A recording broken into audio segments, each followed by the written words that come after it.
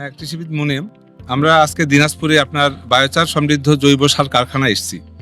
তো আমরা এই সংবাদ পেয়েছি যে আপনি এখানে উন্নত মানের জৈব সার তৈরি করছেন, যেখানে আপনারা বিশেষ ধরনের বায়োচার এবং ট্রাইকোডার্মা যোগ করছেন। তো এটা আসলে কি কি উপকরণ দিয়ে করছেন জানতে চাই, 1 নম্বর। 2 নম্বর হলো যে এটা কেন করছেন, এর উপকারিতা কি। আর সর্বশেষ আমার প্রশ্ন হলো যে কৃষকরা এই বায়োচার সমৃদ্ধ জৈব সার কোথায় পাবে? ধন্যবাদ স্যার। প্রথমে এটুকু আমরা মনে করি যে জৈব সার হচ্ছে কৃষির জন্য ফার্স্ট উপাদান। আপনার কৃষি করতে গেলে প্রথম যে উপাদানটা প্রয়োজন সেটা হচ্ছে জৈব সার। আমাদের কৃষকদেরকে দেখেন, কৃষকরা কি জৈব সার ব্যবহার করছে। কৃষকরা জৈব সার হিসেবে ব্যবহার করছে খালি গরুর গোবর, অথবা কেউ পোল্ট্রি লিটার, অথবা কেউ জমির মধ্যে ছাই দিচ্ছে।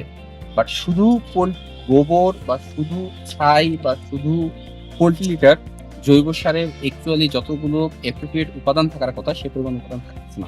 আরেকটা জিনিস এখানে লক্ষ্য করেন স্যার, কৃষকরা যে গোবর ব্যবহার করতেছে এই গোবরটা সারা বছর তারা বাইরে ফেলে রাখে। এটা সারা বছর বৃষ্টিতে ধুয়ে সমস্ত উপাদান প্রায় লিচিং আউট হয়ে যায়। যখন মোটামুটি এই গোবরটার মধ্যে যখন এক প্রকার পুষ্টিগুণ সব ধুয়ে চলে গেছে, তারা এইটাকে যা জমিতে দিচ্ছে। তো বর্তমান কৃষকদের জৈব সার ব্যবহারের বাস্তব চিত্রটা হচ্ছে এটা। আমরা এখানে যেটা করতেছি সেটা হচ্ছে গোবর, পোল্ট্রি লিটার, ছাই, কাঠের গুঁড়া, টোবাকো ডাস্ট, নির্দিষ্ট অনুপাতের ট্রাইকোডার্মা সলিউশন এবং মোলাসেস, এগুলোকে নির্দিষ্ট অনুপাতে মিক্সিং করে এবং এর সঙ্গে কার্বনের ঘাটতি ফিল আপের জন্য বায়োচার মিক্স করে আমরা এখানে একটি জৈব সার তৈরি করছি।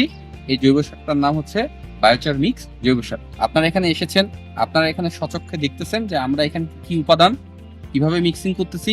মিক্সিং করার পরে ফাইনালি এটাকে আমরা মেশিনের মাধ্যমে ক্রাশিং করে স্ক্রিনিং করে এর থেকে যাবতীয় উপাদান, অপ্রয়োজনীয় উপাদান, সেগুলোকে আলাদা করে একটা ফাইনাল পরিচ্ছন্ন পুষ্টিগুণ সমৃদ্ধ জৈব সার আমরা কৃষকদেরকে উপহার দিচ্ছি। এই জৈব সারটা লুমিনাসের মাধ্যমে সারা দেশে আমরা ছড়িয়ে দেওয়ার চেষ্টা